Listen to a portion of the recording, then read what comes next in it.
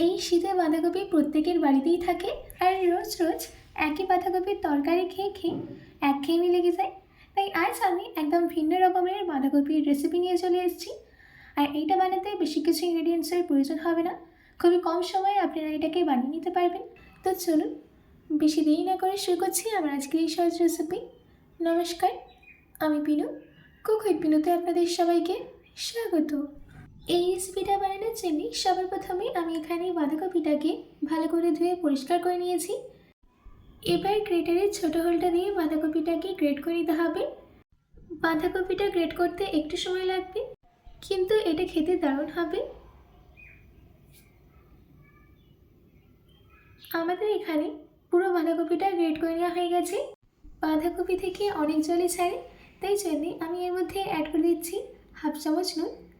নুনটা দেওয়ার পর ভালো করে মিশিয়ে নিতে হবে, আর 10 মিনিটের জন্যে আমি এটাকে ছেড়ে দিচ্ছি, যাতে বাঁধাকপির মধ্যে যতটুকু জল আছে সেটা সম্পূর্ণ বেরিয়ে যায়। দেখুন, আমাদের এখানে বাঁধাকপির থেকে জলটা বেরিয়ে গেছে। এবার আমি এই বাঁধাকপির থেকে জলটা ছেঁকে নিয়ে একটা বলে ট্রান্সফার করে দিচ্ছি। যদি আমরা যে কোনো রেসিপি একটু টাইম দিয়ে করি, তাহলে রেসিপিটা কিন্তু দারুণ লাগে খেতে। আর আমি যেইভাবে করছি আপনারা যদি প্রত্যেকটা স্টেপ ফলো করেন, তাহলে কিন্তু আপনাদের টেস্টটা দারুণ খেতে লাগবে।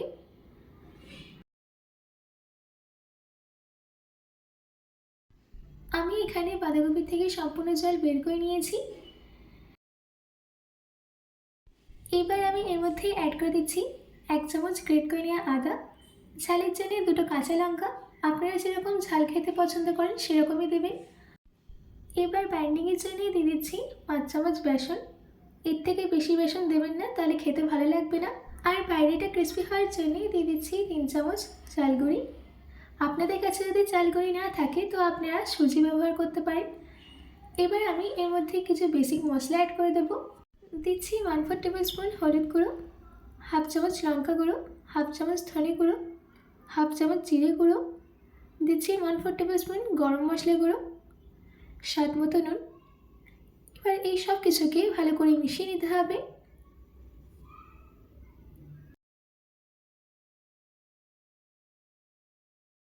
আমি এইগুলোকে হালকা মিশিয়ে নিয়েছি। এবার আমি এর মধ্যে অ্যাড করে দিচ্ছি ধনেপাতা কুচি। ধনেপাতা কুচি দিলে এর টেস্টটা কিন্তু দারুণ লাগে। এবার এই সব কিছুকে আবারও ভালো করে মিশিয়ে নিতে হবে। দেখুন, সব কিছুকে ভালো করে মিশিয়ে নেওয়া হয়ে গেছে। এবার এর মধ্যে থেকে ছোট ছোট বল নিয়ে হাতের তালের মাঝখানে রেখে ভালো করে গোল করে নিতে হবে। তারপর হালকা একটু লম্বা শেপ দিয়ে দিচ্ছি। আপনারা চাইলে গোল শেপটাই দিতে পারেন। এই একইভাবে আমি বাকিগুলোকেও রেডি করে নিয়েছি। এবার আমি একটা মশলা রেডি করে নেব। তার জন্যে গ্রাইন্ডিং জারের মধ্যে দিয়ে দিচ্ছি 1.5 ইঞ্চ আদা, ঝালের জন্য 3টে কাঁচা লঙ্কা, দিচ্ছি 7টা কাজু, আর একটা বড় সাইজের টমেটো দিয়ে এটার একটা ফাইন পেস্ট রেডি করে নিতে হবে। দেখুন, আমি একটা স্মুথ পেস্ট রেডি করে নিয়েছি। এবার একটা বোলের মধ্যে নিয়ে নিচ্ছি হাফ কাপ টক দই। টক দইটা দেওয়ার পর এর সাথে অ্যাড করে দিতে হবে 1 চামচ লঙ্কা গুঁড়ো, 1 চামচ জিরে গুঁড়ো, 1 চামচ ধনে গুঁড়ো, দিচ্ছি হাফ চামচ হলুদ গুঁড়ো, হাফ চামচ গরম মশলা গুঁড়ো, আর সব শেষে কাসুরি মেথি দিয়ে ভালো করে মিশিয়ে নিতে হবে। আমাদের এখানে মশলাটা একটু ড্রাই লাগছে, তার জন্যে আমি যেই বাটিতে দই নিয়েছিলাম সেই বাটিতে একটু দই লেগেছিল। তার মধ্যে হাফ কাপ জল দিয়ে সেই জলটাকে এই দইয়ের মধ্যে দিয়ে দিচ্ছি। এবার এই সব কিছুকে ভালো করে মিশিয়ে নিতে হবে। দেখুন, আমাদের এখানে সব কিছুকে ভালো করে মিশিয়ে নেওয়া হয়ে গেছে। এবার আমি এই দইয়ের মিক্সচারটাকে সাইডে রেখে দিচ্ছি। এবার আমি যে বলগুলোকে রেডি করে রেখেছিলাম সেটা ভেজে নিচ্ছি। তার জন্য আমি মিডিয়াম ফ্লেমে তেল গরম করতে দিয়েছিলাম। এবার একে একে এইগুলোকে দিয়ে দিচ্ছি। আর এটা খেয়াল রাখবেন, দেওয়ার সঙ্গে সঙ্গে কিন্তু একদমই নাড়বেন না, নয়তো এই স্ন্যাক্সগুলো ভেঙে যাবে। দেখুন, আমাদের এখানে স্ন্যাক্সের মধ্যে একটা সুন্দর গোল্ডেন ব্রাউন কালার চলে এসেছে। এবার আমি এই স্ন্যাক্সগুলোকে তেল থেকে তুলে নিয়ে একটা প্লেটে নামিয়ে নিচ্ছি।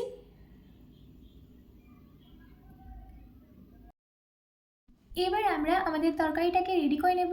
তার জন্যে আমি কড়াইয়ের মধ্যেই দিয়ে দিচ্ছি 4 চামচ তেল। তেল গরম হয়ে গেলে দিয়ে দিতে হবে 1 ছোটো চামচ জিরে, দিচ্ছি একটা দারচিনি, 2টো এলাচ, এলাচটাকে আমি ফাটিয়ে দিয়ে দিয়েছি, দিচ্ছি 4টে লবঙ্গ। এবার এই সব কিছুকে 10 সেকেন্ডের জন্য সতে করে নিতে হবে।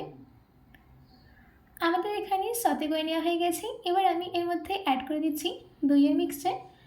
দইয়ের মিক্সচারটা দেওয়ার সময় অতি অবশ্যই গ্যাসের ফ্লেমটাকে লোতে রাখবেন, নয়তো দইটা কেটে যাবে।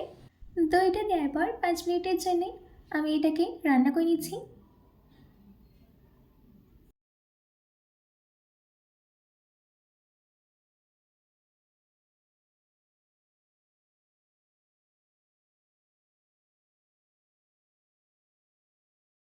আমাদের এখানে দইয়ের মিক্সচারটা 5 মিনিটের জন্য রান্না করে নেওয়া হয়ে গেছে।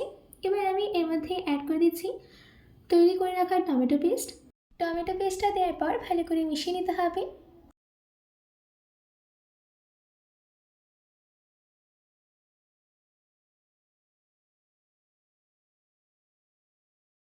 আমাদের এখানে টমেটো পেস্টটাকে ভালো করে মিশিয়ে নেওয়া হয়ে গেছে। এবার আমি এর মধ্যে অ্যাড করে দিচ্ছি স্বাদ মতো নুন। নুনটা দেওয়ার পর ভালো করে মিশিয়ে নিচ্ছি। আর টমেটোটা যাতে ভালো করে কুক হয় তার জন্য টমেটোটাকে 5 মিনিটের জন্য রান্না করে নিতে হবে লো ফ্লেমে।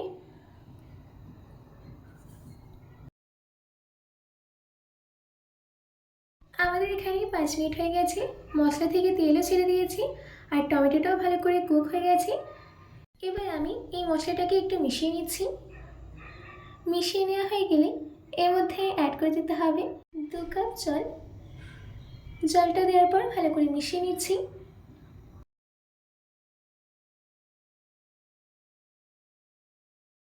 ভালো করে মিশিয়ে নেওয়া হয়ে গেছে। এবার ঢাকা দিয়ে 7 থেকে 8 মিনিটের জন্য মিডিয়াম ফ্লেমে রান্না হতে দেব। 8 মিনিট বাদ আমি ঢাকাটাকে খুলে নিচ্ছি। ঢাকাটা খুলে নেওয়ার পর এর টেস্টটা ব্যালেন্স করার জন্য দিয়ে দিচ্ছি 1 চামচ চিনি। চিনিটা দেওয়ার পর আবারও ভালো করে মিশিয়ে নিতে হবে।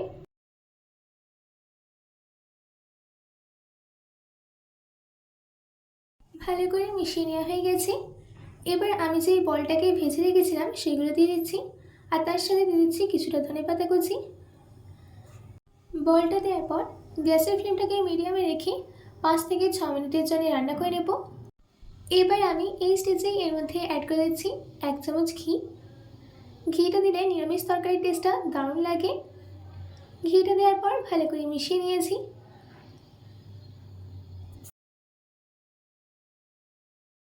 আমাদের এখানে 7 মিনিট এইগুলোকে রান্না করে নেওয়া হয়ে গেছে আর গ্রেভিটাও একটু কমে গেছে, দেখুন। এবার আমি গ্যাসের ফ্লেমটাকে অফ করে দিই, গরম গরম সার্ভ করে নেব।